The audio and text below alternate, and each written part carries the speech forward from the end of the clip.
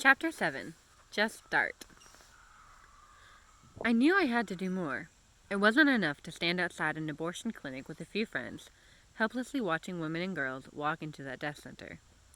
I had read books, scoured websites, and researched how Planned Parenthood and their allies defended the killing.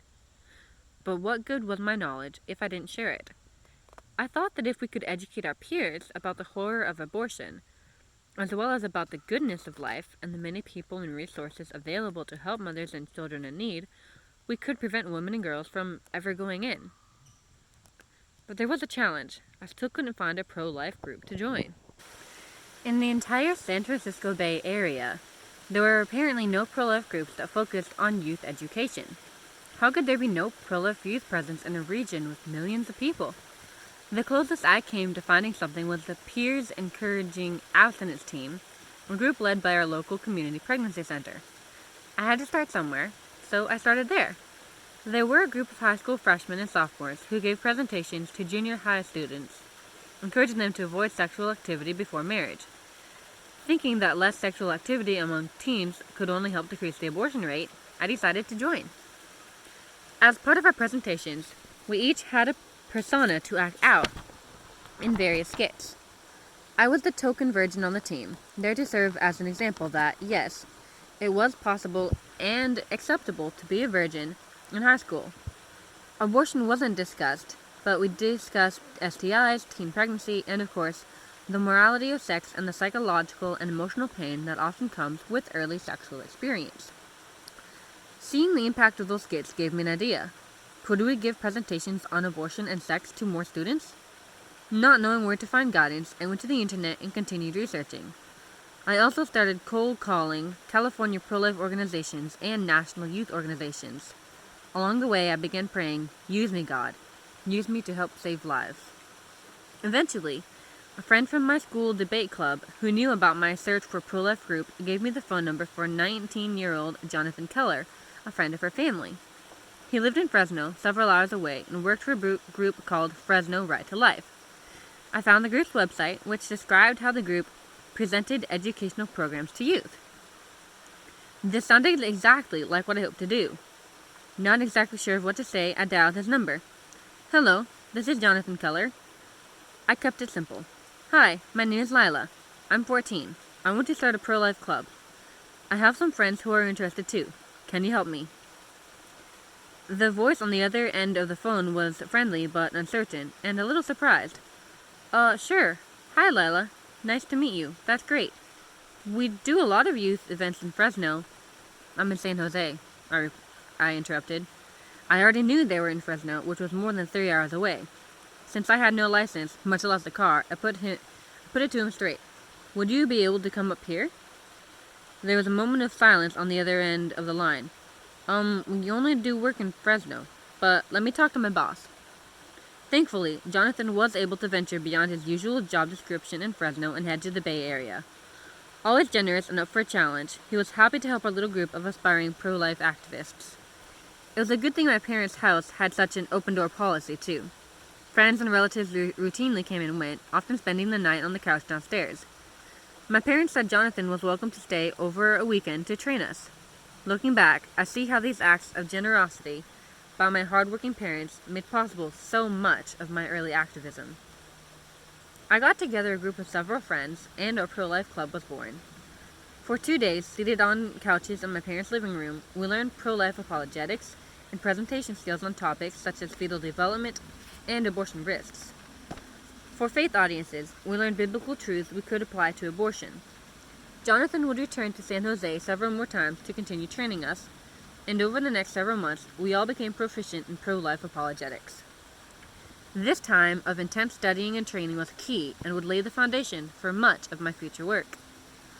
Our goal was to give a presentation to every student in the San Francisco Bay Area. Even at 14, however, I understood that schools and youth groups would not exactly be eager to welcome a group of teenagers wanting to talk to them about something as controversial as abortion. To close our first sale, we needed to find someone willing to let us present. I thought my best bet might be our family's faith community.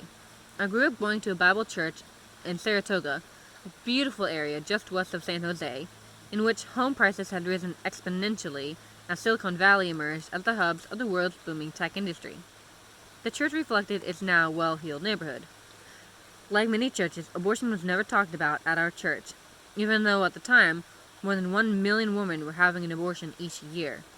The abortion industry's own surveys showed that 70% of American women who had abortions considered themselves Protestant or Catholic, and 1 in 5 of those who had an abortion were adolescent girls. Despite the prevalence of abortion, even among churchgoers, our pastors never addressed the topic at youth group and would very rarely address it with the larger congregations. Statistically, however, it was inevitable that many women and men at my church had been affected by abortion. I decided to call one of my pastors and point-blank ask for permission to give a presentation. One of our youth leaders, whom I'll call Scott, was a fun-loving, kind, and gregarious man. The conversation went something like this. "Hey, is this Pastor Scott?" "This is. Who is this?"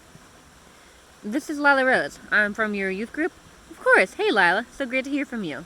What's going on?" "Well, I have something I want to talk to you about. I wanted to get your advice on something. Can I meet with you next Sunday?" I lost the nerve to ask over the phone, and that was probably for the best. Phone asks are rarely effective as in-person asks. Even so, it took a full year to work to finally convince our pastors to allow our pro-life group to come and talk about abortion. My friends and I had to meet with our pastors multiple times to explain exactly what we planned to do, show each the presentation in detail, make some compromises on the material, and more. But in the end, we got our shot. 3 friends and I stood before my youth group of about 40 kids on a Sunday morning and presented a PowerPoint and videos educating them about abortion. We showed images of embryonic and fetal development. At the moment of fertilization, when the egg is fertilized by sperm, a unique individual human being comes into existence. We explained that we all began our lives as a single-cell embryo, and even then we were alive and growing. As a tiny embryo, all our genetic material is present, with eye color, height, skin tone, and a million other characteristics already predetermined. We shared about pro-life author Scott Klusendorf's analysis that for all 9 months in the womb, the only difference between the child growing within and any born human being are size, level of development, environment, and degree of dependency. SLED, SLED for short. The differences in size between a fetus and a toddler, the differences in body development, the different environments they live in, and the degree to which we are all dependent on other people, and uniquely dependent on our mothers at the beginning of our lives, to survive at different stages of our lives.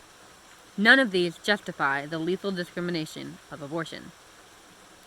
We also discussed the hard cases of abortion, the tiny percentage of cases due to rape, incest, or risk to the life of the mother.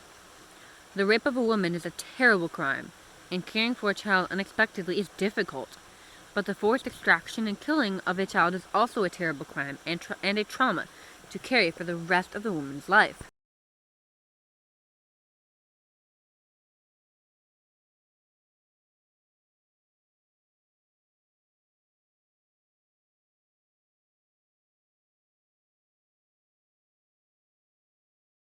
The child, this is not abortion.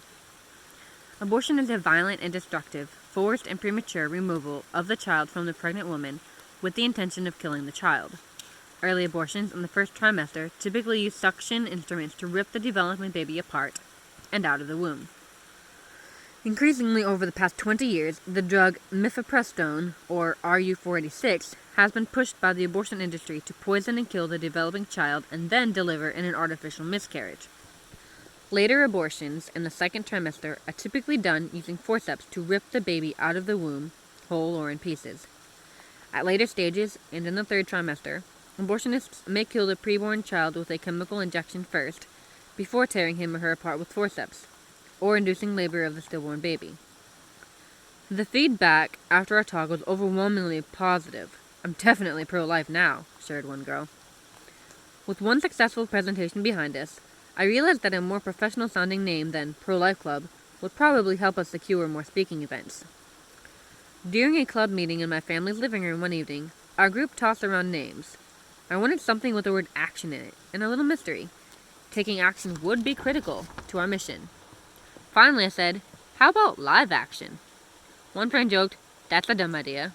I laughed and declared, "That's the name." Within a year, we were giving presentations across the Bay Area. Eventually, I would meet my friend Ignacio after giving a presentation with his older sister, Francesca. Courageous and determined, Ignacio would help Live Action San Jose grow dramatically. Fluent in Spanish, he would also found our bilingual presentation program. He became a core part of my team, and together we reached thousands of teens and young adults throughout the Bay Area. When I launched Live Action, it never occurred to me that I might fail. I didn't waste time doubting whether we could make a difference. I focused my energy on finding something I could do, even if it was as simple as picking up the phone and cold calling for help. In the beginning, most of my time was invested in learning everything I could about my cause. After a lot of trial and error, I found simple ways to get started. At the time, I could not have imagined what Live Action would later become. I simply knew I wanted to educate my peers and maybe save one life that way, and so I was determined to try. Ask yourself, what is one thing you can do today? Maybe it's learning more about your cause by reading a book, or listening to a talk, or making a plan to show about an event. Maybe it's calling someone you know is more experienced and asking questions. Maybe it's researching other groups already in the fight. Often the greatest efforts begin quietly, with a simple action. You don't need a master strategy to start fighting for your cause. You don't need years of experience. You need a willingness to study and learn and to enter the battle even when the path is unclear. You have everything you need right now to begin. The trick is just to start.